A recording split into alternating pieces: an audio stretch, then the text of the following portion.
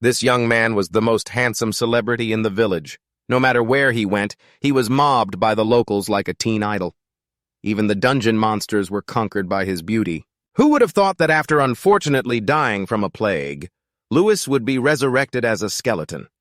Even hideous creatures like goblins would spit when they saw him. In his past life, thanks to his massive fan base, he only needed to wave his hand and a few lackeys would jump out to handle things. But how the hell were they now? Chasing him like he was a dog thief? Truly, karma doesn't spare anyone. The more he thought about it, the more pissed he got. This guy decided to stop running and fight for real. What could these puny goblins possibly do? Bring it on. He could take them all. But life isn't like the movies. Very quickly, he was whacked with a club so hard it broke his face ID. In the end, the young man was ganged up on and swarmed by the goblins. Luckily, at that moment, a group of adventurers appeared in time and eliminated the goblins. Thinking Louis had been killed by the monsters, they even clasped their hands and prayed for his soul. They wished for his spirit to pass on peacefully, but just then, this guy, with his demonic skull and crossbones look, suddenly sat up and thanked them for saving him, scaring the living daylights out of the group. They scrambled and ran for their lives in 8 different directions. So, was that a big enough thank you? You think I actually wanted to thank you or something? Afterwards, Louis followed his memory back to his home, but now it was nothing but a desolate pile of ruins. Fortunately, the house of his best friend Violet was still intact. Finding the door unlocked, Louis slowly stepped inside. However, the interior was also a complete mess. It looked like it had been abandoned for a long time. Just as Louis was wondering where Violet could have gone, a pair of glowing red eyes suddenly appeared behind him. Sensing the killing intent, he immediately dodged to the side. However, one of his arms was still hit by the girl's swinging knife. The girl, who was currently drunk, was none other than his best friend Violet. Louis really wanted to explain, but she didn't give him a chance to open his mouth. As a result, the young man was beaten senseless by his best friend. With incredible speed, Violet appeared behind him, held a knife to his neck, and questioned the skeleton. "Who are you? Why do you speak as if you know me?" Only then did this guy finally have a chance to speak. He hurriedly explained that he was Louis, her best friend. He just didn't know why he had turned into a skeleton after coming back to life. But Violet said nothing and slammed him onto the floor. Then she furiously pinned his head to the ground, her eyes radiating a terrifying killing intent. She wanted to punish the monster who dared to impersonate her best friend. "You dare impersonate him? I will grind you to dust!" Louis was truly terrified and shouted in a panic, "Wait, Violet, it's me! It's really Louis!" However, the knife in her hand still plunged down coldly and decisively. It wasn't until Louis mentioned the word flower that Violet's eyes changed slightly. The knife was now just millimeters from his head. He had successfully escaped death by a hair's breadth. He almost logged out for the second time. Violet recalled the happy times they shared. She always called Louis Flower, and would even sometimes water him like one. So surreal. Back then, he had asked Violet, "Why do you always call me Flower?" Violet smiled and replied softly, "It's because you are as beautiful as a flower." So that was the special nickname she gave him. Hearing that, the young man was left speechless by his best friend. Who compares a man's beauty to a flower? It sounded so gay. Back in the present, a few drops of water suddenly fell on Louis's head. Then the knife in Violet's hand also fell to the ground. Louis looked up and asked, "Violet, what's wrong?" By now, her face was drenched in tears. Her voice choked with emotion as she asked him through her sobs, Is it really you, Louis?" Tears streamed down her face endlessly, and then Violet suddenly collapsed onto his chest, whispering softly, "Louis, I missed you so much." After they both calmed down, Violet slowly recounted that in the year he was gone, a lot had happened. Louis listened, a hint of sadness on his face. "So, I've been dead for a year." In the house, the two sat with their backs against each other. Louis suddenly spoke up. "But hey, Violet, why are you talking like that?" Violet simply replied, "I still haven't gotten used to it." Louis shed a silent tear. "She's been through so much." But then, Violet revealed some shocking news. The demon tribe had appeared. Startled, Louis quickly turned back to ask her, "What? Is that true?" Violet seemed to avoid his gaze as she replied, "Yes, the demons. A war has broken out because of them. Some kingdoms couldn't bring themselves to leave this place. This place which holds so many memories with you. And then you appeared. That's why those goblins were so close to the village. The atmosphere between them fell silent for a moment. Then Lewis asked her in a worried voice, "Can I ever return to my old self?" Fortunately, Violet's answer did not disappoint him. Her eyes filled with confidence as she looked straight at him and said, "Don't worry, I know how to turn you back to your original form." Under the warm sunlight, the two stood on a cliff, gazing at the scenery. Lewis asked Violet, "I'll do whatever it takes to get my old body back. You could be in danger. Are you still sure you want to come with me?" Violet's hands tightened slightly, but she replied with determination, "It's my responsibility to water the flower." Hearing this, his eyes shone with confidence and immense resolve. "Good. Then let's go find my handsome face." Legend tells of a regeneration potion that can restore flesh and blood in an instant. Its ingredients include the antennae of a red spider, the tail of a green gecko, the blood of a blue deer, and the final ingredient, the water monster, Leviathan. Right now, Lewis was standing before the beast with a knife, taunting, "Come at me, you ugly fish!" Hearing this, the water monster was both furious and speechless. How could a tiny little skeleton dare to act so tough? Watching the skeleton man dance around like a lunatic, the water monster was too bored to even respond. "What's wrong with that madman? He looks like he could shatter at any moment." Seeing this, the old skeleton crowed even louder with an incredibly punchable look on his face. "What's wrong? You scared?" Being insulted by a creature it looked down on, the water monster was absolutely furious. It decided it had to punish this insolent skeleton. But it didn't realize it had fallen right into Lewis's trap. He just shouted, "Violet!" then quickly leaped out of the water monster's attack range. Receiving the signal, Violet was already waiting with two sharp daggers in her hands. She immediately jumped down from above, aiming for the water monster's head. Only then did it realize it had been tricked, but it was already too late. A scream echoed out as the water monster officially kicked the bucket. A moment later, the two were in the forest with the spoils they had collected. They decided to concoct a potion to turn Louis back into a human. Soon, the finished product was ready, a vial of red liquid. The potion of regeneration, a miraculous medicine. Heals all wounds with an angel's blessing. The two couldn't help but marvel. Does it only work in places like this? How romantic. That's right. They say it has to be done where cherry blossoms bloom. Well then, let's give it a try. Violet quickly stopped him. "Lewis, wait a second." Lewis was confused. "What are you doing, Violet?" She pulled out her dagger, made a cut on her own hand, and then explained. "Just in case the potion doesn't work, I'll try it on myself first to test its properties." After speaking, Violet slowly uncapped the vial and gradually poured the potion onto the wound on her hand. Then the ethereal image of a beautiful angel appeared in the air. The experiment was a success. The wound closed up instantly, as if it had never been bleeding. The potion's effects were even stronger than what Lewis had imagined. Next, Violet handed him the vial. "Now it's your turn to try." He held the vial in his hand, an indescribable feeling welling up inside him. He said to Violet, "Without you, I'd be nothing. Thank you, Violet." In Violet's eyes, at that moment, it seemed as if Lewis had returned to the form of the young man he once was, causing her to stare for a moment. Then he gently opened the vial's cap. He thought about everything he had been through since his revival, looked down on by goblins for his ugly appearance, mistaken for a monster by humans. But all of that was about to end. With that thought, he immediately crushed the vial, letting the liquid pour down over him. But the forest remained strangely silent. From the ground, there was only the sound of something decomposing. Lewis hadn't changed back. He was still just a skeleton. The only difference was that one of his arms seemed to have been corroded by the potion. What in the world just happened? His unwilling scream immediately echoed through the forest. Violet could only watch from a distance with sad eyes as he tormented himself. She rushed over to stop him. "Calm down, Lewis!"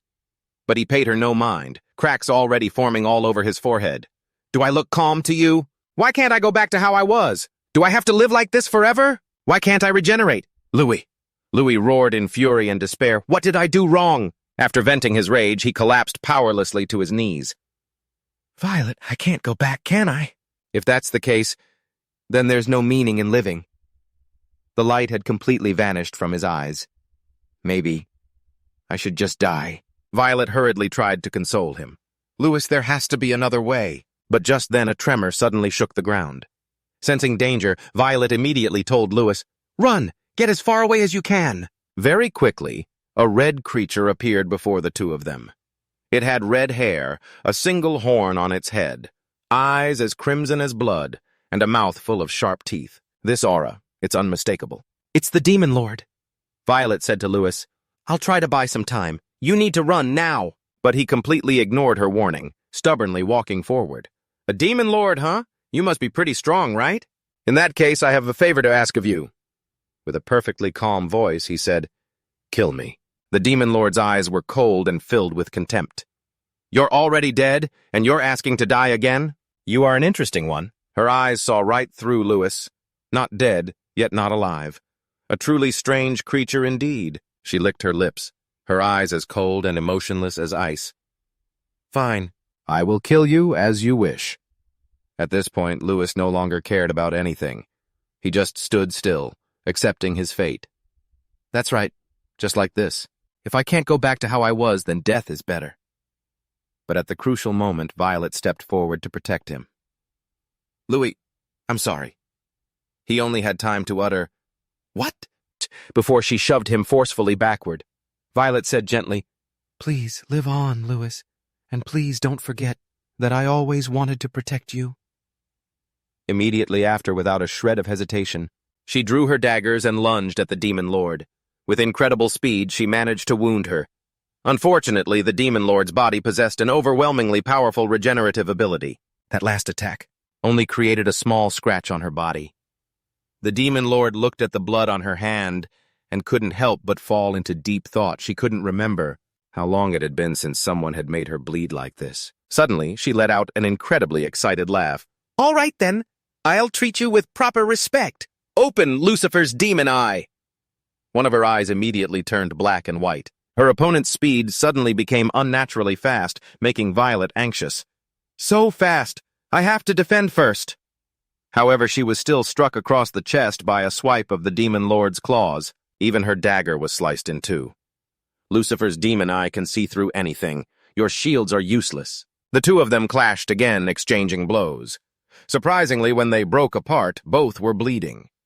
The Demon Lord instinctively licked her lips, the corners of her mouth curling into a bewitching smile. Now this is interesting. That was definitely a surprise attack, and yet she didn't just dodge it. She even managed to counterattack, with just one eye. The Demon Lord made an offer. "I've taken a liking to you, human. Become my subordinate."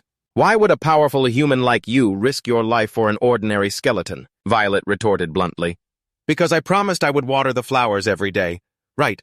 How could a demon race that revels in slaughter like you possibly understand the pain of losing someone you love?" The Demon Lord flew into a rage. "You've made me remember something I tried to forget. Die!" Knowing she was no match for the Demon Lord, Violet accepted her fate, letting go of everything. But Lewis screamed, "No!" He quickly appeared, shielding her with his body. "Lewis, why did you come back?" "I don't know. I've got nothing left to lose." Meanwhile, the Demon Lord was suddenly blinded by a bright light. "What is this? That light is... Huh?" Then she exclaimed in surprise, "Why is Lucifer's demon eye showing me an image of a human? Could it be because you were worried about me? Don't you know that flowers will wilt if no one waters them?" At the Demon Lord's castle, an enraged shout echoed through the great hall. "Impossible! Absolutely impossible!" Inside the castle, a group of demons was arguing. "Peace with the demon race? This can't be happening!" "Calm down, four heavenly kings." A duck wearing a suit suddenly appeared. "What's all this ruckus about?" "Oh, Elder, it's true. As a demon, I truly cannot comprehend this. Why isn't the Demon Lord attacking the humans? We're watching everything through this crystal." "What seems to be the problem?" The Elder explained helplessly. "That is the problem. The Demon Lord's heart has been stolen by a human." "How can a demon be with a human?" The Elder gestured to the walls. "Just look around you. Everything here is related to that fellow named Louis. Did he use some kind of magic on her?" "You fool, it's not magic. Back in my homeland, they have a word for what the Demon Lord is doing, stanning, right now." The Demon Lord looked exactly like a crazy fan obsessed with her idol. "Oh, Louis, I miss you so much." 10 Demon Lords have existed over the past several hundred years. Among them, the one called the strongest of all generations is the Black Dragon, Afrost. It was whispered among the Demon Lords that as long as the Black Dragon, Afrost existed, humanity's extinction was merely a matter of time. But at this very moment, the black dragon was clinging to Louis, a mess of tears and snot. "I wanted to see you so much!" Meanwhile, the young man was completely baffled.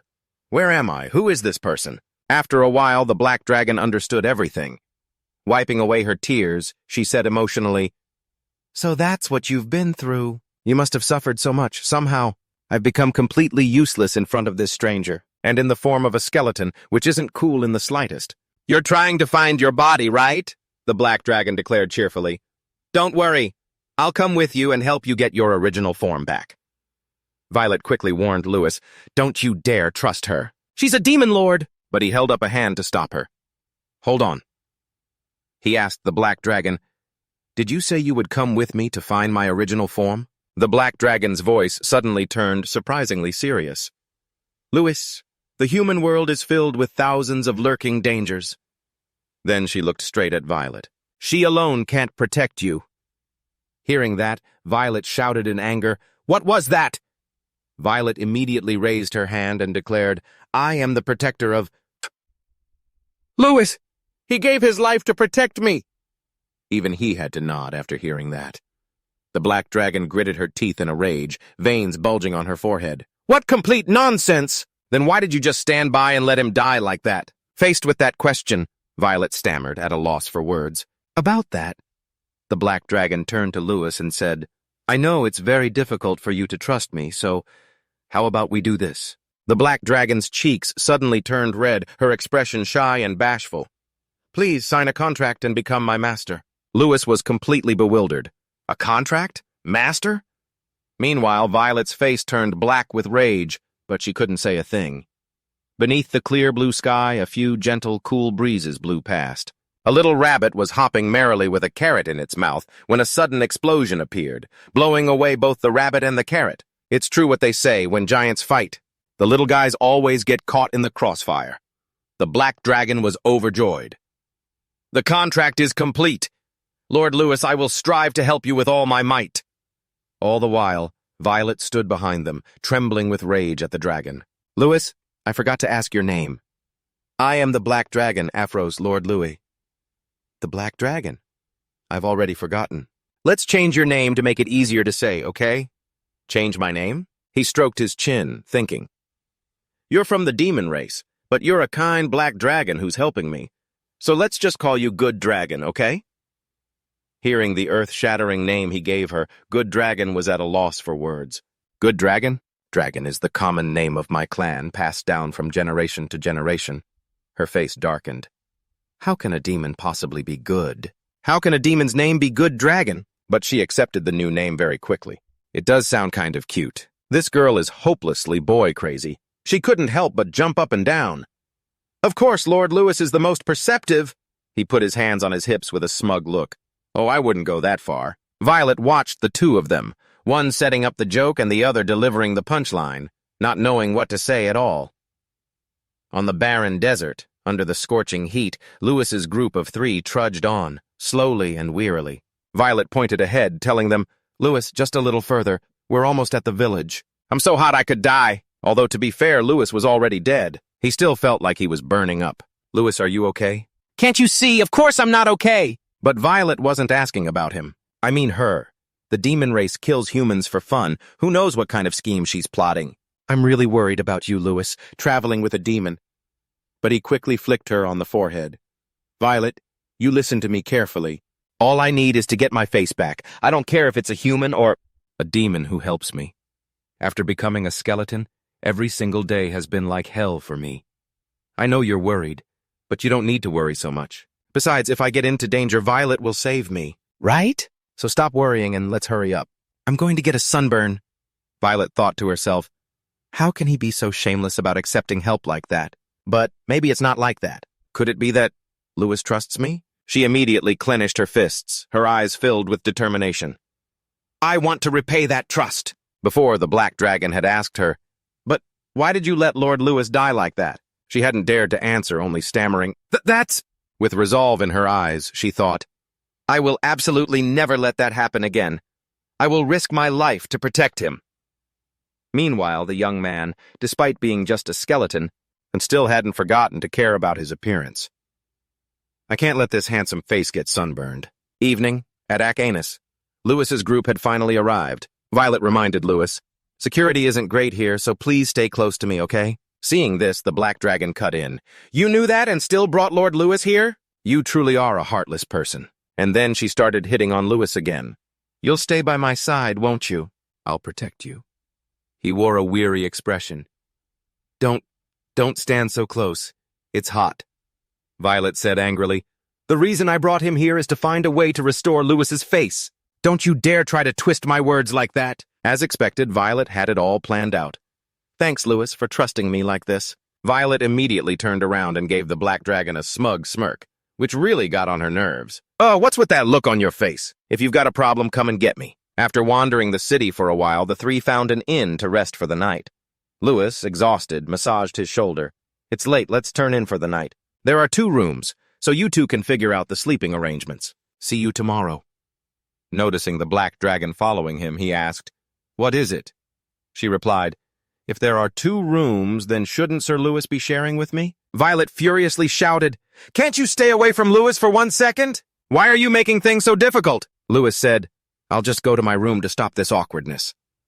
Violet tried to follow, but the Black Dragon grabbed her by the hair and pulled her back. And just like that, the 2 started arguing, sparks flying from their eyes. "I will be the one to look after Sir Lewis." "Not a chance. He can't sleep in the same room as a demon." He could only sigh helplessly. It's tough being this handsome. In the end, that night, the only guy in the group got a room to himself while the 2 girls had to share. The Black Dragon muttered under her breath, "Damn it!"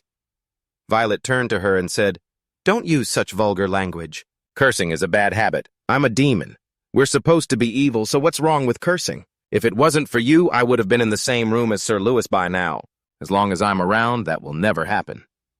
"So you're saying if you weren't here, it would be okay, right?" "Just try me." With their war of words over, sir, the 2 of them decided to settle it with their fists. One threw a punch, the other a kick. Neither of them was willing to give an inch. At some point, their fight spilled over into another room. The man and woman inside screamed in terror, "What do you think you're doing?" The 2 of them hastily apologized, but then Violet suddenly realized this was Lewis's room. "Lewis, are you okay?" They both rushed in to check, but couldn't find him anywhere. The Black Dragon said, "Sir Lewis isn't here. He must have just gone out for a walk or something." But Violet didn't believe that. Soon, the Black Dragon's gaze fell upon what Violet was holding. "Hey, human! That's Sir Lewis's skeleton, and his cloak." Violet added, "Lewis would never take off his cloak just to go outside." It seems that while they were fighting, he was kidnapped. In the dead of night, a carriage sped down a dirt path. Inside, Lewis was still fast asleep.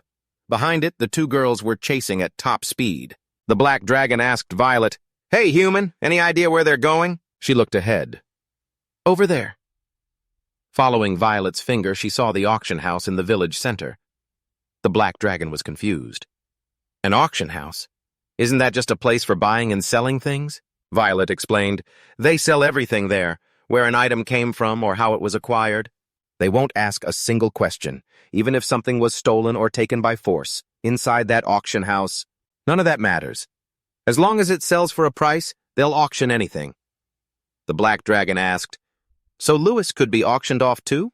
He just looks like a useless pile of bones." Violet replied, "In this world which defies all imagination, and there are far more crazies and weirdos than you could possibly think. Case in point, I'm traveling with a demon like you." Just then, both of them sensed danger.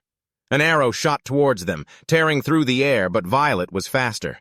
She caught it with her bare hand. She asked in a low voice, "Who are you?" In front of her were 2 men whispering to one another. "Heh heh heh, a sneak attack." But instead of dodging it, she caught it. These 2 were the twin brothers, X and Cha. "She's totally my type." "Huh? You too, little brother? What? You mean you feel the same, big brother?" "You're talking about the one with purple hair, right?" "Me? You mean you were also talking about the purple-haired girl?" "But Mom told us we shouldn't fight over women." "Then how about we just kill her?" "Good idea. No fighting, just killing. We're good boys who always listen to Mommy." The 2 charged forward shouting, "I'm X, and I'm Cha. Remember our names before you die." However, they didn't even get to look cool for 5 seconds.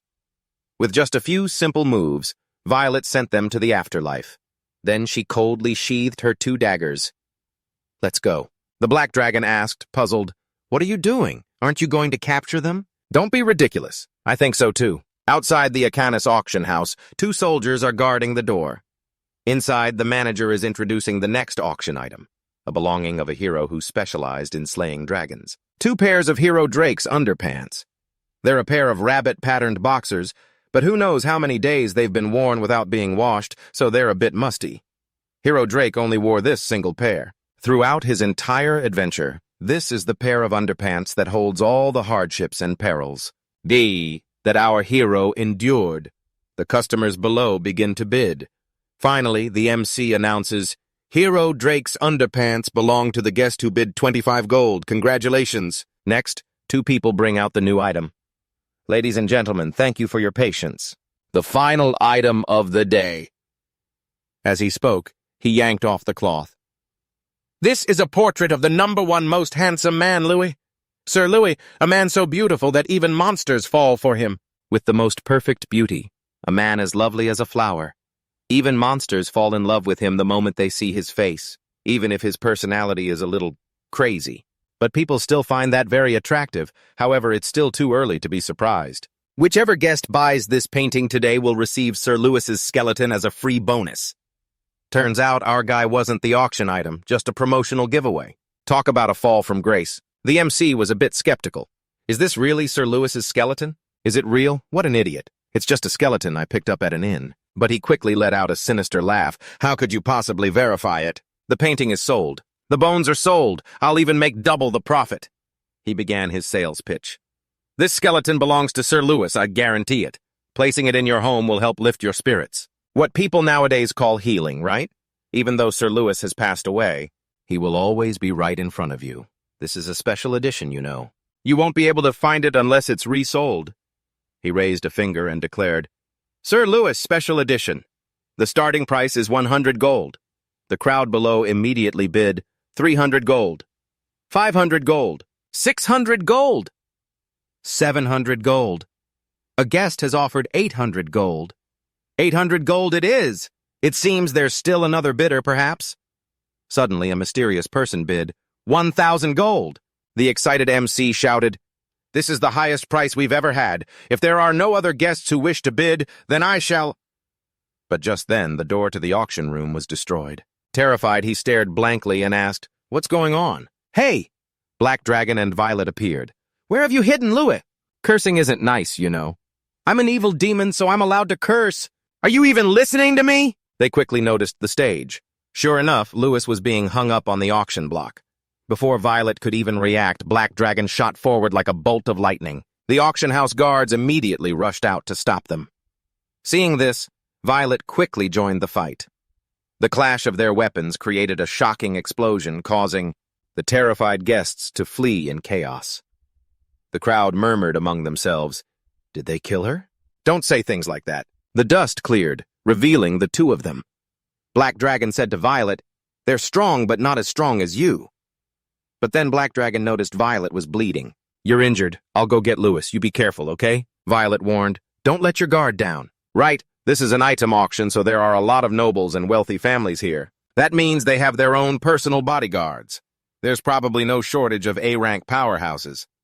Before the battle began, Violet said to Black Dragon, "Hey, Demon King of Calamity, if you truly care about Louis, then please help me protect him." Black Dragon replied nonchalantly, "Why should I help you?" This left Violet a bit stunned. "What?" Black Dragon ran a hand through their hair and said with a smile, "You should be the one helping me." Violet replied, "Yes, I will protect him." "Well then, I guess I have no other choice."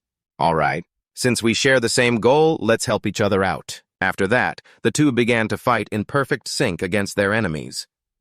With every passing second, another person blocking their path would fall. They exclaimed in fear, "Unbelievable! Why are you 2 so strong?" The more the 2 fought, the more fired up they got. "This is so thrilling!" At that moment, the MC suddenly yelled, "You thieves! What do you want?" He walked forward slowly, a hammer in his hand. "How interesting." He looked towards Louis. "In this auction, Sir Lewis has always been the main item. But if my esteemed guests are put in danger because of this item, as he spoke, he tightened his grip on the hammer, then I'd rather destroy it. With that, he immediately swung the hammer up and smashed Lewis's skeleton in front of everyone in the auction room. But deep down, I bet that old man is laughing his ass off. My acting was just too perfect. If I just run away now, if I just stepped outside for a bit, the customers would lose their trust in me. But if I act like this, then after today, even more customers will come flocking to me. I've already gotten my hands on the real skeleton of Sir Lewis, which means the skeleton from this inn is just a fake. Just then, the black dragon came to her senses, softly calling Louis's name. The customers also quickly felt a terrifying pressure enveloping the place. It made it hard to breathe, their hearts pounding. What the hell is this godforsaken place? It was a bizarre sight. The black dragon, with tears in her eyes, said, I promised I would get your form back for you, Louis, but I was too arrogant. Today all of you will die here. Inside the auction house, horrified screams echoed endlessly outside. Benton, a royal guard also known as Storm Giraffes, was there. He was so scared he couldn't control his bladder because the scene before him was too horrifying to accept. My name is Giraffes, and I'm the main character. Though I was born into poverty, I possessed overwhelming power. Perhaps it was because I was born poor that I received a talent for magic. So I enrolled in the elite program at the Magic Academy, and with my superior strength, I helped raise my family's status. But that superior strength was nothing compared to the demon lord before him. The black dragon's eyes were emotionless as she looked at him. All of you, die. But suddenly Violet stopped her. If you keep this up, the building will collapse. The black dragon screamed in fury. Are you blind? They killed Lewis. But Violet was completely calm. No, Lewis isn't dead. What? She began to analyze the situation. Take a closer look at Lewis's bone fragments. Lewis gained a superhuman regeneration ability when he became a skeleton soldier. It's a high-level complete regeneration ability, like healing magic. Does this mean Lewis is still alive? That's right. But this building might collapse. Far off in the distance, the manager was planning to use this chance to slip away. But how could his actions escape Violet's eyes? I will punish those who wish to pick the flower. Anyone who dared to even think about touching the flower in her heart. She would absolutely destroy them, no matter the cost. Violet was absolutely furious. She remembered the words of Louis and the Black Dragon. You'll save me, right? The shame of not being able to live up to his trust. How could you let Sir Lewis die like that? The disappointment of not being able to protect that flower. Until Lewis recovered, Violet decided she would unleash her wrath in her own way. Even the Black Dragon couldn't help but be surprised by Violet's expression. How strange! She's clearly human, so why is she radiating an energy even more sinister than the demon clans? I'm feeling scared facing her. Maybe it's because I haven't used my full power. But whoever I am in this situation, there's no guarantee I would win.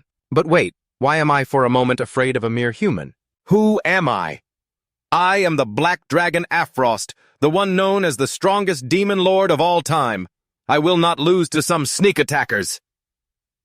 The Black Dragon was immediately blown away by her aura. I'll recover soon enough. There's no other way. Watch closely, Violet. I will save Sir Lewis before you do. The Black Dragon's entire body was instantly flooded with demonic energy. You ugly bastards, give me back Louis, Violet thought to herself. Whether it was in our last fight or now, aside from fatal wounds, she won't dodge any attack. Is she not afraid of death? I swore I would risk my life to protect Lewis, but my resolve is weaker than hers. Unexpectedly, that old man was still alive. He was the organizer of the auction, Oafara, a former nameless knight and a criminal who accepted bribes. Taking advantage of Violet's inattention, he rushed forward with a knife, intending to attack her from behind. You dare ruin my auction? You'll pay with your life. For a moment he thought he had succeeded, but the truth was he had only slashed her afterimage. Just as the old man was still arrogantly thinking, just a lowly little item, daring to trespass on my territory, her knife had already coldly ended his life. I should be grateful that the demon clan has this kind of awareness. It's the only way I can improve, for Lewis's sake. Just then Violet suddenly sensed something. She hurriedly turned around. At some point, the Black Dragon had fallen into an extremely unstable state. Violet thought, she can't control her own power? If this continues, this place will be destroyed. With that thought, she immediately tightened her grip on her knife, preparing to act. Who knows how much time had passed? Lewis suddenly jolted awake. In front of him were Black Dragon and Violet, who were crudely bandaged. "You're awake, Lewis. Do you have amnesia?" He looked around in a daze, not understanding anything at all. Is this a dream? I remember being somewhere else. The two of them put on innocent faces and explained, "I think you just had a nightmare. Here, have some water, Lewis." As he drank the water, he asked, "But what happened to your faces? Did you two just get into a fight?" "Ah, no, that's not it. It's not what you think." "Wait, what? Did you two break the wall?" Black Dragon had no choice but to confess. "Lewis, I'm the one who destroyed that wall. But I couldn't control my magic, and the wall was destroyed when Violet tried to restrain me." "Is that right?" Violet responded. "Ah, yes." After that, the two of them left Louis's room. Black Dragon stretched. "Ugh, I'm so bored." Violet asked her, "Why did you lie? Do you really think I'm going to warm up to you just because of this? You're still a dangerous person." Black Dragon put on an uncaring face. "So what?" She tossed something to Violet. "Here, take this." Violet asked, "Is this ointment?" Black Dragon didn't answer, only saying, "I can't stand being indebted to anyone." Though she didn't say it out loud, Violet was very happy inside. "Are you worried about me?" Meanwhile, in Louis's room, he was slowly savoring a cup of hot coffee. Though how he managed to drink it without a tongue or a stomach is anyone's guess. He slowly placed the coffee cup down on the table. He recalled what had just happened. It wasn't a dream. They lied to me. Afros and Violet were protecting me. That's why their faces were so badly injured. They would go this far for my sake. Louis looked down at his own skeletal arms, then suddenly slapped his face hard as if to motivate himself. "If I can just get my appearance back." "I'll do whatever it takes." He remembered what Black Dragon and Violet had told him. "I will go with you and help you get your appearance back. Watering the flowers is my job. I'm not forcing them to do this, but I was the one who asked them in the first place. I feel so guilty, but I just want to find my old appearance again. I'm always just thinking about myself." Suddenly, a voice called from outside, "Louis! Louis, are you in there?" He opened the window and asked, "Violet? Louis, we have a huge problem." She worriedly explained, "Afros had a high fever all night, and in the end, she couldn't control her power and turned into the Black Dragon. Where is she? If we don't handle this in time, I'm afraid this whole castle will go up in flames." He immediately jumped out, his arms and legs falling off in the process. "I'll head to where Afros is right now," he thought to himself. Afros has turned into the Black Dragon? How wonderful, isn't it? The two of them quickly went to find her. Violet said to Louis, "We're almost there." "Got it." He thought to himself gleefully, "This isn't just a normal dragon, it's the Black Dragon Demon Lord. Isn't this fantastic? If Afros turns into a dragon, then getting my appearance back will only be a matter of time. Afros, just you wait. I'm on my way." However, in reality, the Black Dragon had indeed transformed, but not in the way he imagined. It turned out she had been turned into a little lowly dragon. At this moment, the little dragon was enjoying playing in the sand in a children's playground. Just like that, the vision of riding a majestic dragon and showing off to everyone that had played out in his imagination completely shattered. At the Demon Lord's castle, a group of demons was looking up with terrified and disbelieving expressions. That's the former Demon Lord, the Black Dragon Afros, huh?" With a fearsome gaze, she boldly declared, "I have come to take back my throne as the Demon Lord." The demons below were terrified.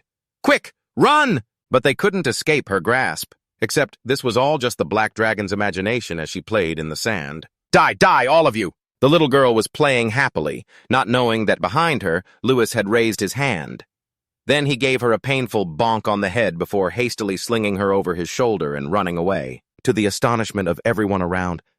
"A skeleton? Or am I just seeing things? You saw it too?" So did I. Not wanting the information to spread, the human-powered memory eraser had to step in. A while later, Violet met up with Louis and the Black Dragon. The little girl was now bowing her head, apologizing to him. "Afros, are you back to your senses?" Yes. Black Dragon broke out in a sweat and asked Louis, "When I lost control, did I do anything bad to you?" "No," he replied, "of course not. How could you possibly do anything wrong, as expected of Louis, the one who can humiliate me, the former Demon King, for no reason at all?" "How wonderful." Feeling that the Black Dragon had learned her lesson, he allowed the little girl to stand up. He asked curiously, "What happened to you?" The black dragon stammered. Well, she thought to herself, my body probably hasn't recovered from overusing my power. But I can't let him know the truth, because Louis might worry. She pretended to scratch her head with a nonchalant look. I'm not really sure myself. When I woke up, I was already like this. He said, You're a far cry from the dragons I imagined. Can you return to your original form? I probably can! The black dragon clenched her fist confidently. Even though I'm not what you expected, I will protect you at all costs. Suddenly, Louis used both hands to lift the little girl high up. As expected, compared to them, the little girl was tiny. You're going to protect me in this little form? Louis said to her. Trying to help me get my body back is nice and all, but you should worry about yourself first before you worry about me, okay? The black dragon was stunned, a faint blush appearing on her cheeks. I understand? Yes. He didn't forget to encourage Violet as well. You too, Violet? Yes. But seeing the little lolly dragon, he couldn't help but want to pet this fur. It's so soft. Violet saw this scene. She was too angry to even speak. Meanwhile, the little girl was happily thinking to herself, Damn it, I touched cheeks with Louis. However, because the black dragon's body was too hot, Louis instinctively let go. What's up with petting someone to your heart's content and then just dropping them on the ground with a thud? How infuriating. At that moment, the little girl was in pure bliss, her whole body trembling non-stop. Her gaze happened to meet Violet's, so the little girl didn't forget to give her rival a smug smirk. This made Violet extremely salty, but there was nothing she could do. Afterwards, the three of them went outside. Louis comfortably enjoyed the cool breeze. Ah, this feels amazing. The cool sensation is seeping into my very bones. He suddenly turned back and asked, startling them both, But aren't we supposed to leave tonight? Why are you two in such a hurry? The two of them stammered, Well, the thing is, we can't stay in the village for too long. It turned out these two were wanted, with a bounty of 100 gold coins. They immediately sounded the village alarm. It's also to quickly find a new appearance for you, Louis. That's right. Afrost has already prepared everything we need. Louis was skeptical. Really? But he didn't really care anymore. Awesome. I feel like I'm one step closer to getting my appearance back. The two girls couldn't help but chuckle at his clueless reaction. The black dragon suddenly said, Thanks for last night. What, you think I didn't know? When I couldn't control my power and almost lost it, you were the one who stopped me. And you even took care of me all night. You think I wouldn't notice? Violet replied, Don't mention it. I just didn't want Louis to worry over something trivial. I don't care what you do, but don't cause any more trouble that he has to deal with. I'm warning you. Louis had caught the scent of food. Violet, it smells like delicious meat over here. Let's eat first, then we'll go. The black dragon thought to herself, She's as cold as ice to me, but so warm towards Louis. This human truly has no manners. Soon, the three of them entered a roadside eatery. They chose a table and sat down. There were many people eating around them. For me, the great demon king, to have to touch this piece of junk? Why? Lost doll. A doll that earnestly wants its owner back. One squeeze and your stress will vanish. Louis, what do you think? Durable hair tie. An extremely sturdy hair tie. The length can be adjusted at will. This doesn't seem to suit me. Berserker's necklace. A necklace that unleashes a powerful burst of energy a single time, disappears after use. Shy cloak. A cloak that perfectly conceals the face, made by a shy person. It can occasionally reveal a glimpse of one's prime beauty. He immediately threw it away. Annoying. I don't want it. But Violet caught it. You can't do that, Louis. Our upcoming journey might be much more difficult than you think. The weather, monsters, demons, even our own kind. This necklace will definitely be useful to you. Let me put it on for you. Although he didn't like it much, he had to accept it in the end. This feels so cumbersome. He turned to the black dragon and asked, Anyway, where did you get all this stuff? This stuff? While I was passing by, I saw something shiny. Yes, so I just pocketed all of it. He was speechless. You can just do that, Grandma? The black dragon not only felt no shame, but also bluntly declared, I'm an evil demon, so what's wrong with stealing a little? Oh my God, listen to you. But then again, I think that's even better. Approved. If you keep this attitude up, I'll have my body back in no time. Just leave it to me! Seeing this, Violet didn't know what to say. Oh, that personality of hers. Man, I'm so full. Soon enough, the three of them had devoured all the food on the table. All three were full, their faces relaxed. Now that we've eaten, let's get going. Louis was surprised when someone from behind called out to them. Excuse me, customers, please wait a moment. Is something wrong? You haven't paid yet. Louis asked in surprise. Paid? Paid for what? Why should I have to pay? I'm already doing you a huge favor just by eating here. Violet was getting antsy. Everything felt so natural that even I forgot Louis had never paid for a meal before. Another voice spoke up. What's going on? What's the problem, boss? The customer hasn't paid? You people ate all that food and refused to pay up? That means you planned on skipping out on the bill from the very beginning. The restaurant owner said to Louis, Hey, brat, are you standing up to me? In his hand was an iron mace. I don't know what gave you the guts. A second later, his expression became extremely perverted. But if you don't have money, you'll have to pay with your body. Restaurant owner, Holy Night. Pay with my body? If that's the case, I'm quite confident, Louis replied without hesitation. That's my specialty, after all. At the next table, two men were whispering. Is he really going to pay the Holy Night with his body? This kid must be insane. The owner stepped forward and continued, Paying with your body is your specialty, you say? I must admit, you're pretty confident. He placed a hand on his shoulder. Let me guess. You won't be able to walk out of here today. But before he could finish his sentence, Violet landed a punch that sent him flying to the ceiling. A female employee cried out in alarm, Sir, are you okay? Please, wake up! The man, his face now deformed, quickly came to his senses. What just happened? Even though it was just for a brief moment, he thought to himself, the instant I touched that kid's shoulder. That purple-haired girl clenched her fist and... Wait. Speaking of purple hair, could that be Violet? Violet was surprised. How do you know my name? He started sweating. I remember now. A few years ago, my family came from a long line of knights, passed down from generation to generation. My dream was to become the strongest man. And then one day, in a small village, he accidentally bumped into a passerby. Seeing that the other person just walked away without apologizing made him furious. He immediately placed a hand on their head. When you bump into someone, you're supposed to apologize. What's with that look? What, you got a problem with that? Or do you want me to beat you until you're on your knees begging for mercy, huh? But just a moment later, he was the one begging. Please, spare me! I couldn't believe I had lost to a woman. But what was even more unbelievable was Louis. Appearing out of nowhere, Louis asked, Violet, did you hit him? I'm sorry, Louis, that man. He just said one thing to her, and it made that powerful girl. And submit. Who on earth is he? Could he be the strongest man? The very title I dreamed of achieving? Are you okay?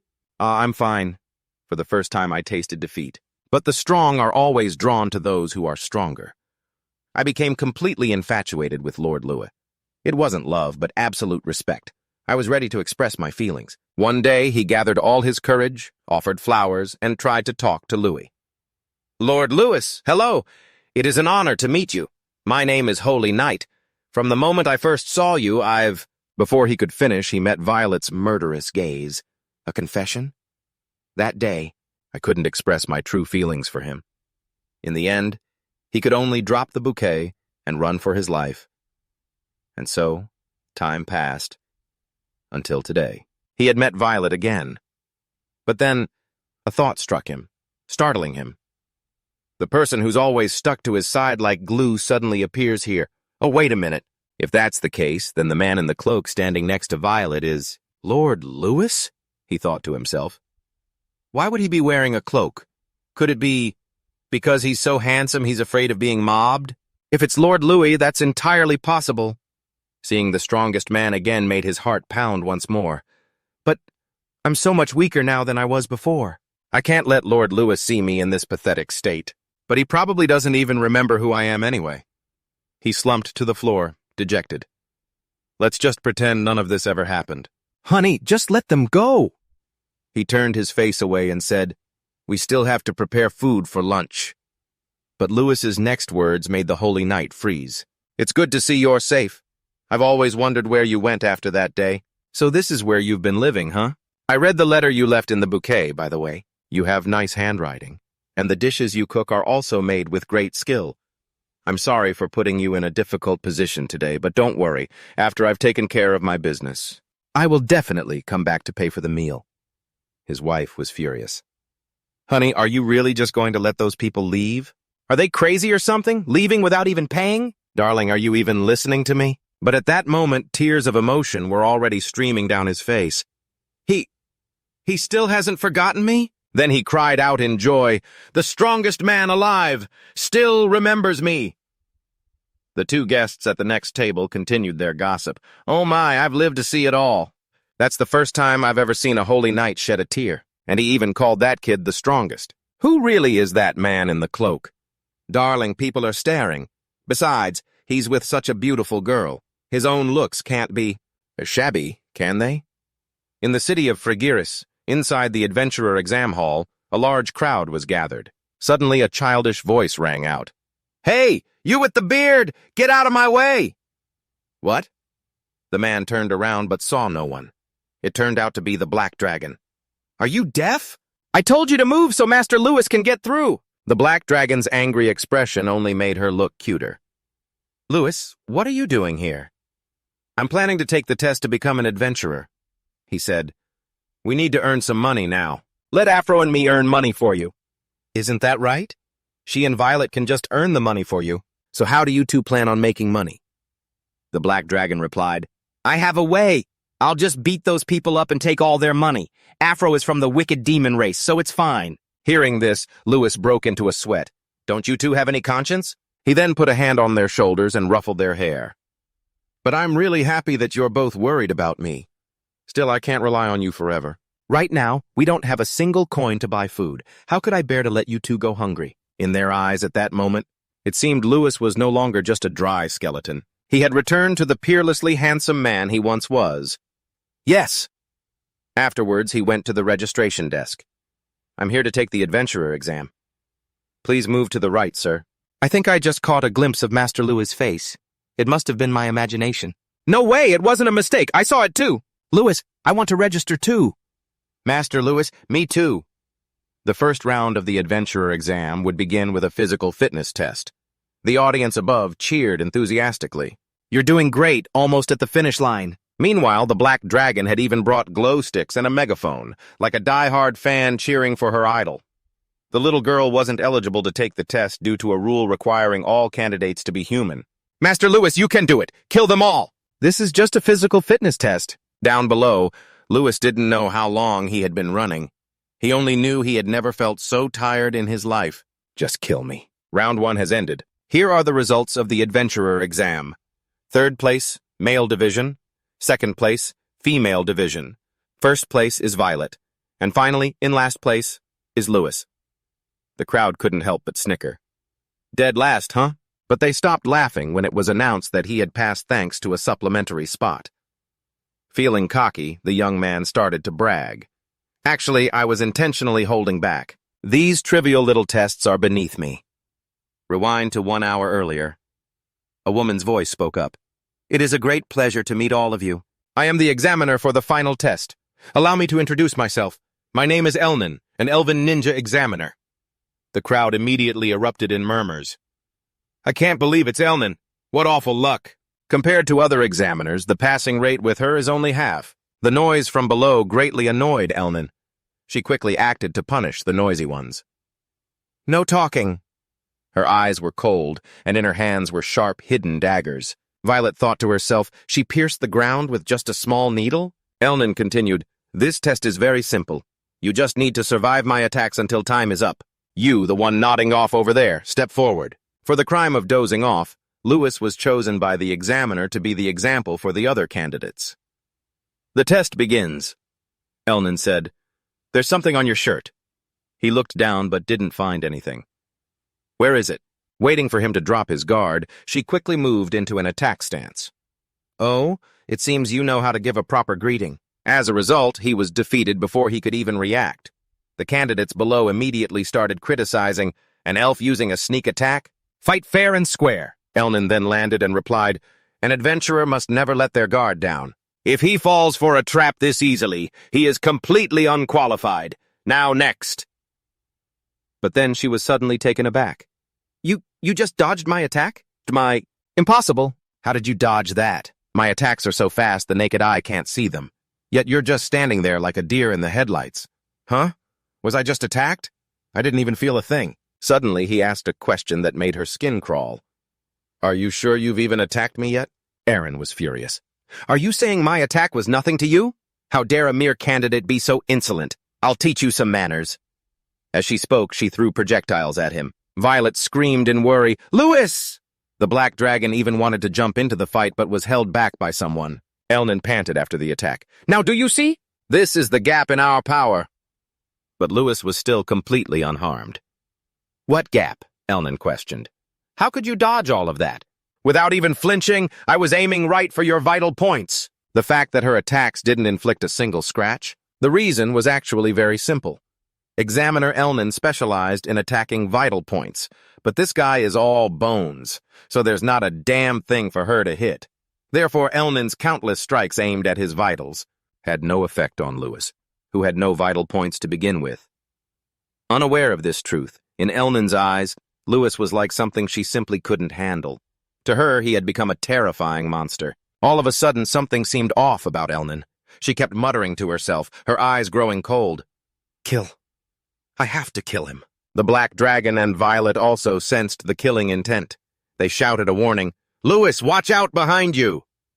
But Elnan's speed was too great and he couldn't dodge her attack. Instantly, it created an explosion that rocked the arena. Even the other candidates were blinded by the dust from the shockwave. What the hell is going on? Is she trying to kill him? Luckily, in that dangerous moment, Violet and the black dragon intervened just in time. What do you think you're doing to Lewis? Stop it right now! The black dragon said while chewing on her arm. She's acting really strange. A moment later, Elnan was back to normal. What was I just doing? It seemed she had no memory of what had just happened. After Lewis's test, the examiner was replaced. The other candidates continued with their exams.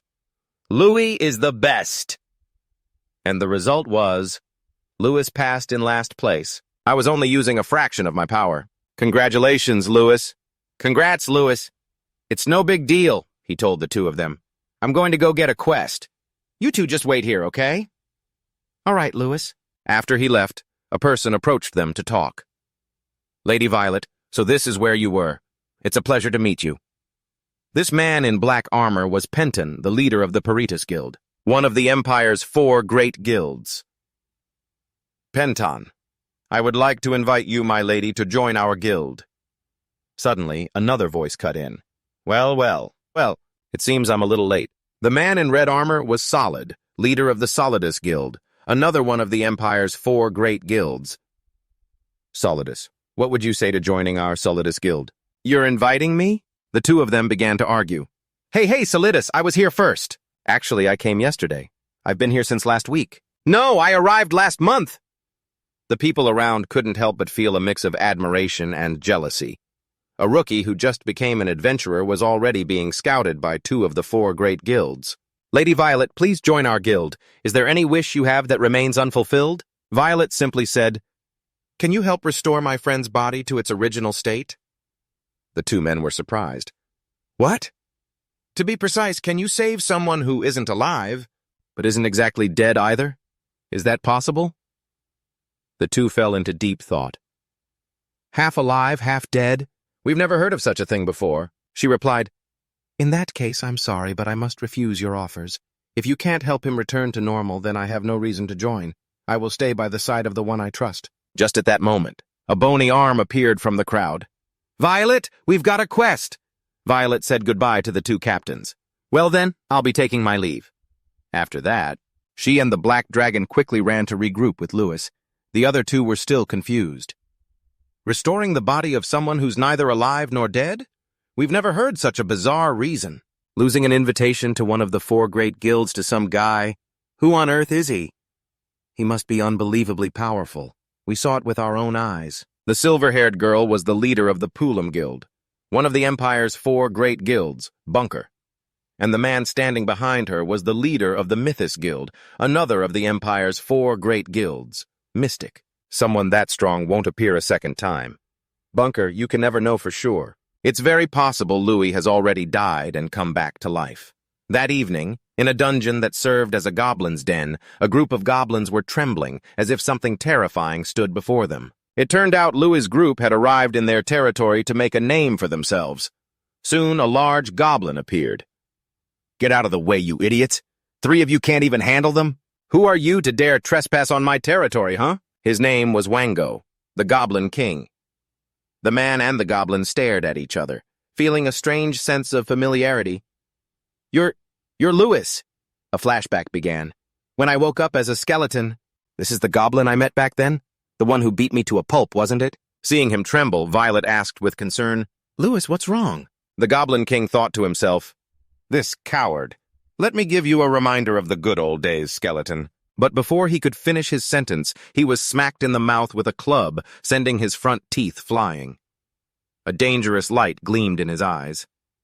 "We meet again, you green-skinned bastard." After getting their revenge, Louis invited the 2 of them out for drinks to celebrate. By late night, the 2 girls were completely wasted and didn't wake up until noon. "My head is killing me. It feels like it's about to split open." Louis was standing by the window, sunbathing. The black dragon hesitantly asked, "What happened yesterday?" He replied, "You were both so drunk that I had to carry you home." I'm sorry. I'm so sorry." "It's okay. Don't worry about it. Go have some breakfast." But when his hood fell off, his face was covered in bruises. The 2 of them, both angry and heartbroken, rushed to ask Louis, "What happened to your face? Who did this to you? Who did it?" He thought to himself, "This is so embarrassing. How can I let them know that the great Louis got beaten up?" "Don't overreact. I just fell down on the street." He told them to hurry up, wash their faces, and come down for breakfast. Violet's head was still aching, but those injuries didn't look like they came from a fall at all. "I think I'm starting to remember what happened yesterday." But the black dragon was so enraged that she reverted to her true form. Louis hid the fact that he was beaten because he was afraid of worrying us. Recalling last night, the 2 of them were dead drunk. "Oh my God, Louis. You're glowing all around you, you idiot. That's just the glare from that bald guy's shiny head." It seemed a group of men had come to pick a fight. "Beat him to death for me." "These are the bastards from yesterday, Violet." The black dragon's eyes filled with murderous intent. "I'll take care of all those scum for daring to do this to Louis." Violet said, "I already told you. Don't do anything that would make Louis uncomfortable." The black dragon grew angry. "Seeing him like this, how can you still say that, Violet?" But then she pulled out a knife. "Fine, then. I'll go with you." The black dragon was surprised. "What?" Violet coldly declared. "Those who dared to harm him must be punished, so they can never do it again for the rest of their lives, right?" "You're right, Violet. Why, the Heavens Paradise Guild hideout." A subordinate came in to report, "Boss, you have visitors." But the boss just replied, "Tell them to come back later." "She's very pretty." "Really?" Hearing that, he immediately became interested and told them to come in. Those 2 were none other than Violet and the black dragon. The bald leader twirled a knife in his hand and said, "So it's you. You're the one who was with that coward from yesterday, right? Why come all the way here? And you even brought this pretty little thing with you. Are you 2 here for revenge? Instead of sticking with a weakling like him, why don't you choose us? We're much better than that guy." Violet didn't answer. She just took his hand and asked, "Was it this hand that hit Louis?" But he was a bit dazed and said, "Yes, it was this very hand." "We're already holding hands, so when's the wedding?" "So that's how it is." But just a second later, that arm was chopped off by Violet. The entire room immediately echoed with a terrible scream that terrified everyone. Who would have thought that a beautiful girl like Violet could be so vicious? She coldly declared, "If you dare use your remaining hand to hit him, you'd better be prepared. And if you plan to use your feet to stomp on him, don't blame me for chopping them off. You blockheads, how dare you hurt him?" The bald man shouted in anger, "You bitch! What are you doing? Attack! Kill them!" The men looked at each other, their eyes showing a hint of hesitation. But in the end, they followed their boss's order and charged forward. Meanwhile, Louis was at home treating his wounds. "Ouch, that hurts. I told them not to hit me in the face." The black dragon pushed the door open and walked in. "Louis, we're back." "Yeah?" he asked. "Where did you 2 just go?"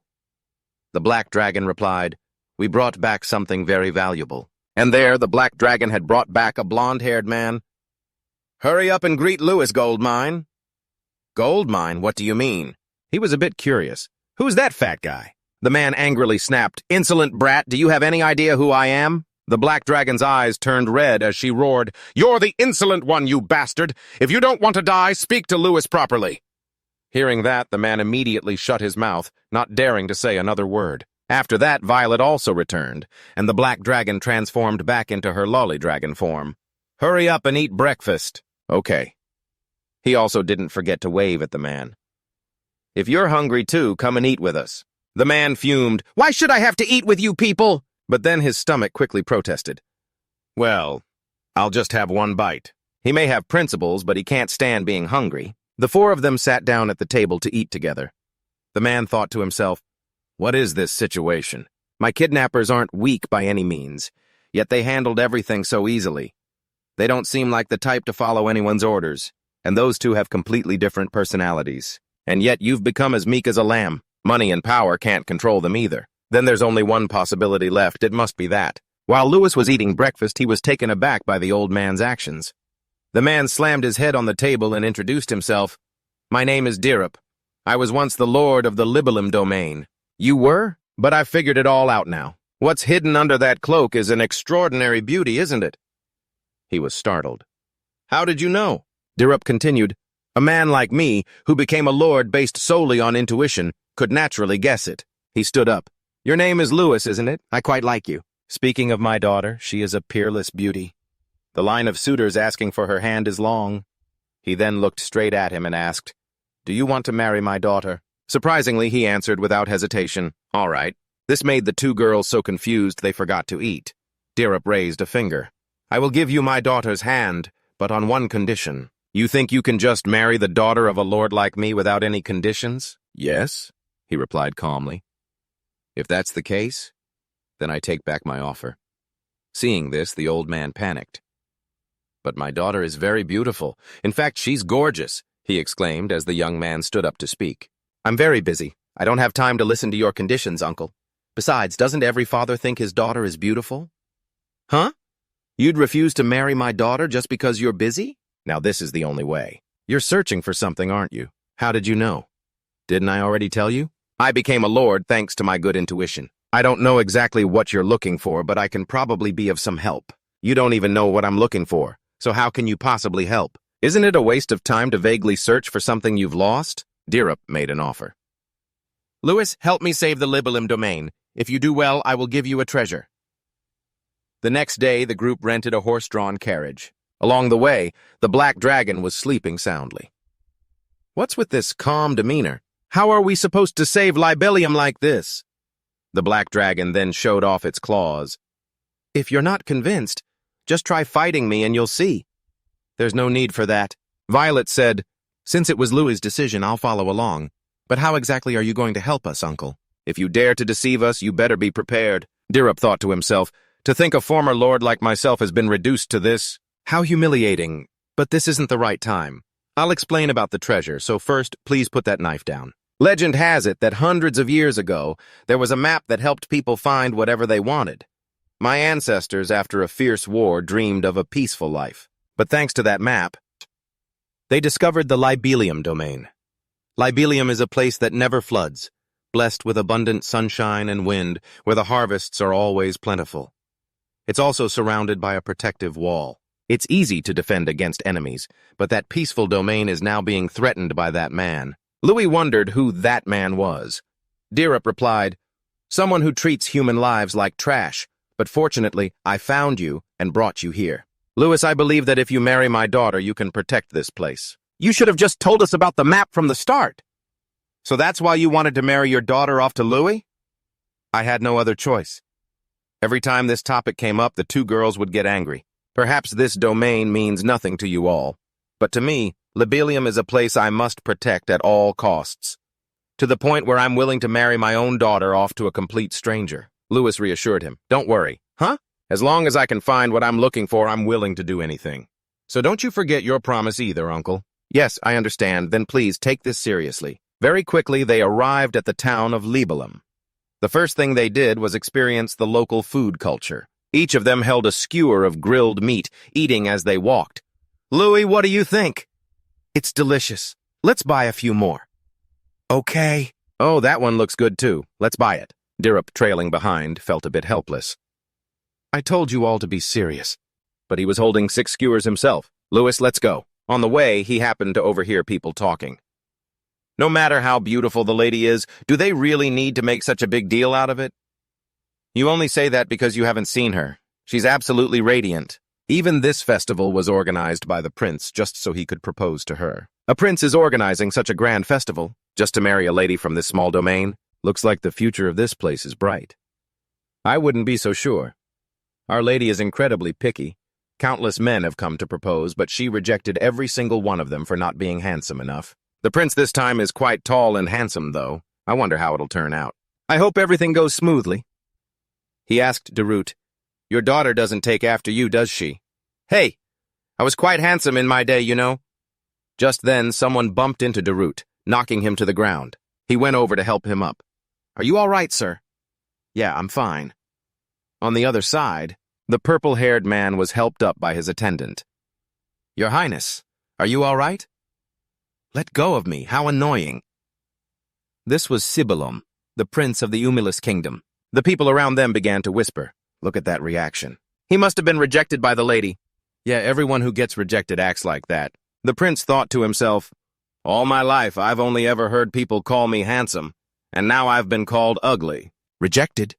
He then advanced and grabbed Dirut by the collar. You there, do you have a death wish? How dare you stand in my way? Suddenly an arm stopped him. If you bump into someone, the least you can do is apologize. You ugly brute! Enraged, the 2 guards drew their swords. What did you just say? How dare you lay a hand on His Highness? You've got a lot of nerve. But Violet and the Black Dragon were faster than them. Drop your weapons! At that moment, the prince's whole body was trembling with rage. To be called ugly twice in one day? What a humiliation. I've never been this furious in my entire life. With that, he drew his sword and charged forward with a crazed look on his face. Kill every last one of them for me! But before he could even make a move, a shoe hit him square in the face. The 2 worried guards rushed to his side. Oh, Your Highness, a girl's clear voice rang out. I feel a bit guilty for rejecting your proposal, but what do you think you're doing to my father? This white-haired girl was none other than Cirili, the lady of the Libelium domain. Hearing this, the crowd immediately began to stir. If that's the lady's father, does that mean he's Derut, the former lord who went missing? It was then the prince realized his mistake. Wait a minute. Father-in-law? Father-in-law? Cirili's voice was filled with rage. You still don't understand the situation, do you? Is it because I rejected your proposal that you're taking it out on my father, grabbing him by the collar and threatening to kill him? Cirili, it's just a misunderstanding. I didn't know he was your father. Is that so? Do you think my father will accept that excuse? Cirili leaned down and spoke to him alone. For the sake of your honor, I'll leave it at this. So don't cause any more trouble. Go back to your kingdom, Sibilum. At Libellum Castle, Cirili was overjoyed to be reunited with her father. What in the world has been going on? Are you still healthy, father? You've gotten so much thinner. I almost didn't recognize you. What on earth has happened to you all this time? I can't tell you just yet. When the time is right, I'll let you know. There must be a reason. I understand. Ah, Cirili, there's someone I want you to meet. His name is Louis. He's a young man I acknowledge as an absolute beauty, and he's the one who almost became your husband. Everyone sat down to talk. Husband? What do you mean? Don't worry, Louis already refused. Who the hell does he think he is to refuse? Don't be upset. He hadn't even seen your face at the time. Dad acknowledged him and even suggested marriage. Wow, it's hot today, isn't it? Dad knows perfectly well that I'm the type who only cares about looks. If he had agreed, he wouldn't have made it back alive to see you. Could he be the ideal man I've always dreamed of? Her father suddenly asked Louis, So, now that you've met, what do you think of my daughter? Do you regret refusing the marriage? Her father saw him remain silent, and she also started to feel tense, but he just said, Not my type. She looks too much like you, old man.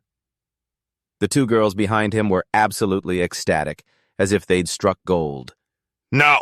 The lady was furious. So this is what it feels like to be rejected so bluntly. He's very calculating. That's Louis, right? You're pretty clever. Don't think I can't see what you're doing. Pretending to reject me first to avoid the humiliation of being dumped yourself. If you want to get my attention, then take off that cloak and let's see. Maybe if you're really handsome, I'll agree to marry you.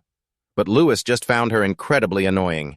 Do you even understand human language? But I'm not interested in you, so stop bothering me. He calls my father uncle and speaks so informally to me, a lord's daughter. This insolent brat. You there. Seize him and skin him for me. I want to see just how beautiful that face of his is. The soldiers immediately followed her command, but just a few seconds later, they were all face first in the wall. Sorry, but you can't peel Louis's skin off. That's right. The young lady thought to herself, the best guards in the territory were defeated in a single blow? Who in the world is that guy? Her father yelled furiously, Sigeli, what are you doing? Stop it right now. How dare you treat my guest so violently? I'm truly disappointed in you, Sigeli. Her father turned to Louis and said, I apologize on Sigeli's behalf. It's all right. Yes. Sigeli, you have troubled everyone. Go to your room. Yes. Before she left, she didn't forget to tell her father, in a few days the Lord will return and, thank heavens you've returned safely. Seeing the man cover his face, he immediately asked with concern, Uncle, are you all right? Of course I'm fine. He stood up so quickly that a button popped off his shirt. Louis, there's somewhere I need to be before the Lord returns. In the meantime, would you like to take a look around this territory? Of course, he had no reason not to agree. All right. The next day, Louis was feeling very relaxed. The weather's beautiful, I'm in a good mood, and these skewers are delicious, too. But why do I feel like I'm being swarmed by a fly? The young lady snapped angrily. Who are you calling a fly? I mean, why do you keep following me around? Aren't you a noble lady? Don't you have anything better to do? But she stammered, unsure of what to say. That is, she wondered to herself, could he be the ideal type I've always dreamed of? LL Louis? I think you might be a dangerous person. He was starting to lose his patience. This is so annoying. Do whatever you want. But stay a little further away. What is this? Do you really see me as a fly? Just as she was about to step forward to argue, she suddenly tripped on a rock at her feet. Her whole body fell towards him out of inertia. In her mind, she imagined a classic hero saves the damsel scene from a romance novel. Who would have thought he'd dodge her like she was the plague, causing the young lady to fall flat on her face? I told you not to get so close. I almost got hurt because of you. This guy... She turned and snapped angrily. Is that how you treat someone who just fell? He took out a handkerchief and wiped her wound. This is why you shouldn't follow me anymore. You're as clumsy as a child. Here, take this, but stop following me. It's annoying. My food's getting cold now. My lady, are you all right? The soldier asked her, but she paid him no mind at all. Up until now, all the men around me have been so fake, only showing off their appearances. But him, he may act rude, but he's incredibly sincere. Are you going to eat that much? But I find myself getting more and more curious about him. And so the young lady became his tail, following him everywhere. Hurry, keep up! The people around them saw this and were very angry. Who is that guy in the cloak? How dare he treat our lady so rudely? Why is the young lady following a guy like that? Suddenly someone spoke up. I get it now. The other two snapped, startled. What is it? You idiots! Haven't you figured it out yet? Our lady only cares about appearances. Wait, hold on. Then, could it be? That's right. That guy in the cloak, I must be a peerlessly handsome man. That evening, everyone had returned to their rooms to rest, while the young lady was thrashing about on her bed. I spent all day chasing him, and he didn't take off his cloak even once. I wonder if he's really handsome. She asked her maid, Have you investigated Louis yet? Yes, many rumors about Louis are spreading. Yes? That he's the cloaked guy, so he isn't handsome? Is that information accurate? He's a man of peerless beauty. A man of peerless beauty? Really? She looked unconvinced. Thinking back, wherever he went, people would follow him. Everyone was starting to pay attention to Louis. The rumor that Lady C. Jelly is chasing after some guy is spreading everywhere, you know. I heard he's really handsome, right? Just because of his looks, the rumors have even reached my ears. The young lady's heart suddenly began to pound. Her face instantly flushed bright red. Is he really a man of peerless beauty? Meanwhile, this young man with no ears was scratching as if he really had them. Someone must be talking about me. Huh? Why are my ears suddenly so itchy? The next day, at the market, Louis shouted in panic. There's only one left. Ah, sorry, pal, this is the last one. Angrily, he argued with the shop owner. Someone already reserved it? We got here early this morning. How could they all be gone? The shop owner looked away. Meanwhile, Black Dragon was patting his stuffed stomach. You guys have eaten quite a lot already. I'm not sure why, but recently, I haven't seen any cheesefish cubes around the village. He suddenly said, "Let us go catch them then." This startled the shop owner. "Do you have a death wish?" Normally, cheesefish cubes are hunted by digging traps because they're very aggressive and can spit an extremely dangerous poisonous gas. Just wait patiently a little longer. If you're lucky, maybe you'll run into them tomorrow. With that, the shop owner gave him the last meat skewer, but he still wouldn't give up. "What you just said only makes us more eager to hunt them down, you know? Here, a freshly caught cheesefish cube skewer must be delicious." So ignoring the warnings, he was determined to set off. "Let's go, everyone." "Yes." Behind them, a guard asked, "My lady, what should we do?" "Follow them, of course." That evening, the group followed Lewis into the forest. "Where are the cheesefish cubes? We've been walking for so long, but there's still no sign of them." "Lewis, it seems we've gone quite far. So was this all for nothing? Can we return to our territory now? The sun is about to set." "Captain of the Libelim Village Knights, Habang. My lady is here as well. It will be very dangerous when night falls. Let's go back." "No way." He waved his hand dismissively. "If you're going to follow me, don't get in my way. If you don't like it, you can go back ahead of us." Then the lady also said to Habang, "I'm fine." But he suddenly drew his sword without saying a word. He instantly sliced through a row of trees with a single slash. His voice was cold and unwavering. "So you noticed, have you?" Thinking I wouldn't make a move. He thought to himself, "Noticed what? I didn't even see a thing. I've heard you people are very strong. I heard that while I was away you defeated my subordinate, correct? This time, in the spirit of a knight, I, Habang, will let it pass, but from now on, treat the lady with respect, or you will die by my hand." But before he could finish, he was restrained by two of Lewis's guards. One grabbed his head by the hair while the other held a knife to his neck. Not a single sound. "When did those two get behind me?" Violet replied coldly. "I was going to let it slide." "You're testing my limits, aren't you? Marry my daughter." The Lord suddenly proposed to him. Someone ordered him seized and skinned alive. The lady also wanted to kill and skin him, and you— She squeezed his chin hard. "You pointed your sword at Lewis's throat. If it weren't for the flower, I would have killed all of you already." Along with those words came a kick from Black Dragon that knocked him to the ground. Violet gave her final warning. "The lady is not allowed to treat Lewis harshly. Therefore, just watch and do not interfere with us anymore." Her gaze became colder than ever. "This is not a request. It's a warning, even for you, my lady." For even she felt terrified when facing that gaze. Then they returned to Louis's side. "Are you okay?" However, he still wouldn't let it go. "My lady, please give the order." "What don't you understand? Give the order." To disrespect the lady is to disrespect all of Libelium. Although still hesitant, he was not afraid to fight to the death to protect the lady's honor. "Just give the order and I will fight to the death." But in response, all he got was a slap from the lady. Her eyes were already welling up. "If you dare say the word die one more time, you'll die by my hand." Witnessing this scene, it seemed he understood he was wrong. He immediately bowed his head to apologize. "I will never do that again, my lady." Meanwhile, the other three were talking amongst themselves. "Lewis, are you okay?" "I'm fine, but if I'm in danger, you should save me first." "I have faith in Lewis's abilities," the Black Dragon answered bluntly.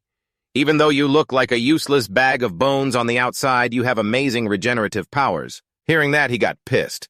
"Man, this little brat. Should I just punch her? Nah, forget it. I'd probably lose anyway. All right, let's find that cockatrice, quickly." Just then, a strange sound was heard. It rang out, startling everyone. What was that? An earthquake? "Lewis, over there!" The guards immediately formed a defensive line. "Get ready to fight! Protect Lady Violet!" Violet drew her dagger. "It's too late!" But from the forest, countless beasts were fleeing with terrified expressions. Then, a giant gorilla appeared. The Black Dragon pointed at it and said, "Lewis, that gorilla looks strange. Take a closer look." "It's crying!" Very quickly, something attacked and killed the gorilla from behind. The two immediately signaled for Lewis to fall back. "Lewis, I found it. The thing we've been eating so deliciously all this time." In front of them was a creature that looked like a giant chicken, but it was incredibly ferocious.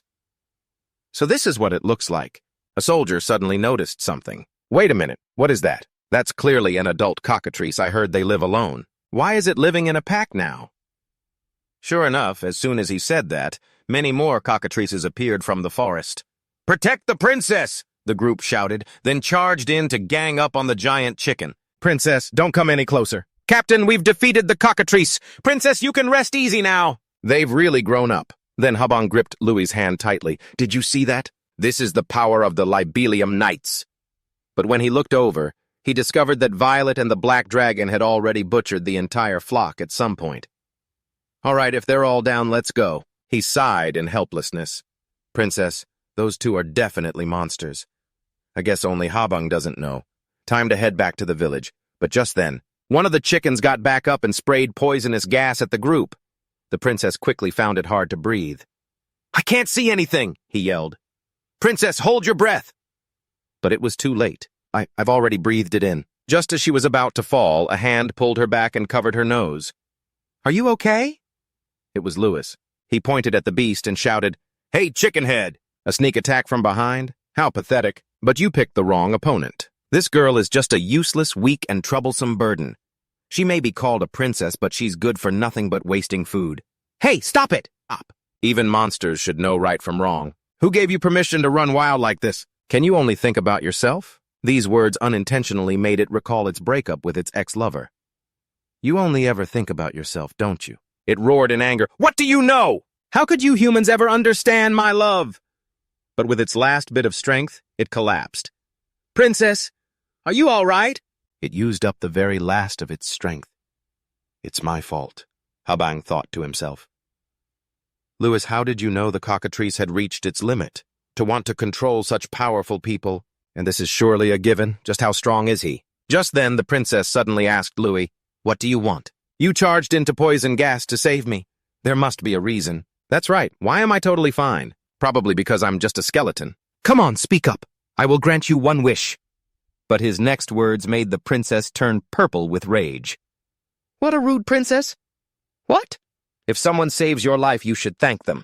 Who asks about a wish like that? Listen up, you rude princess. From now on, stop following me around. That is my wish." After that, he paid her no more attention. Instead, he took his spoils of war and headed back. From a distance, she yelled in anger, "Who wants to follow you anyway?" Hey, is he really crazy? Ha! As if I'd give Louis the time of day. I am a peerless beauty. I'm only interested in devastatingly handsome men. That evening, everyone was enjoying a massive roasted chicken.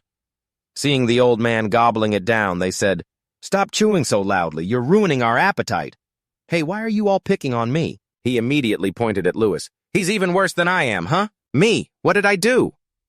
But when it came to him, the two of them just said, "Wow, Louis, you sure have a healthy appetite. Talk about a double standard." He asked the old man, "Mister, where have you been to get this starved?" It wasn't that I didn't want to eat, but that I couldn't. He suddenly said to Louis, "Thank you." "For what?" "Thanks to you, the villagers have really cheered up. And thank you for saving my peerless daughter." Louis held out his hand. "If you want to thank me, then give me the map." The old man bristled. "I only promised to give it to you when you saved the entire village." Frustrated, he turned to leave. "Not so easy to fool, are you? Louis, let me be clear about the map." Hey, slow down, you're going to burst. Louis, here, you eat this." "Why talk so much? It's just a waste of breath." Meanwhile, elsewhere, a young man with a scar was reporting, "My lord, it has been brought back." The man known as the Lord smiled sinisterly. "Good, let's go. Back to my village, Libellium." And that's all for this video. Thank you all for watching. Goodbye, everyone.